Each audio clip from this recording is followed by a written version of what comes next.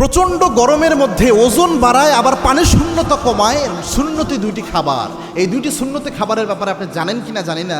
আল্লাহর হাবিব ইবনে মাজাহ শরীফের 3324 নম্বর হাদিসে এই দুইটি খাবারের কথা উল্লেখ এসেছে রাসূলের বর্ণনা অনুযায়ী। সুতরাং এই দুইটি খাবার যদি খেতে পারেন অবশ্যই ওজনও বৃদ্ধি পাবে, পানি শূন্যতাও কমবে। গুরুত্বপূর্ণ একটা বিষয়।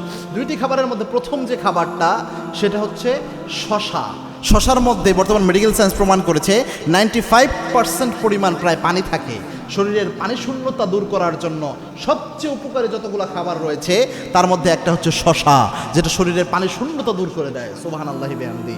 এবং এই যে গরমের দিনে আপনি যে ঘামেন, পানিগুলো যে বের হয়ে যায়, এটার মাধ্যমে আপনার শরীরকে পানি শূন্যতা থেকে মুক্ত রাখার জন্য শশা কাজে দেয়। তো খাওয়ার একটা নিয়ম রয়েছে। আর আরেকটা হচ্ছে খেজুর। এই শশা এবং খেজুর ছোট ছোট করে কেটে একসাথে মিক্স করে যদি আপনি খান, তিরমিজি শরীফের 3324 নম্বর হাদিসটা খুলেন। আয়েশা রাদিয়াল্লাহু তাআলা আনহাকে আল্লাহর হাবিব এইভাবে খাওয়ার পরামর্শ দিয়েছিলেন। আয়েশা রাদিয়াল্লাহু তাআলা আনহা বলছেন, আমি প্রথম অবস্থায় একটু হালকা ওজনের ছিলাম, একটু ওজন কম ছিল আমার, তেমন মোটা তাজা আমি ছিলাম না। আমার মা আমাকে খেজুর এবং শশা রাসূলের পরামর্শ মোতাবেক প্রতিদিন খাওয়াতো, যার কারণে অল্প দিনের মধ্যে আল্লাহ রাব্বুল আলামিন আমার স্বাস্থ্য মোটা বানিয়ে দিয়েছে।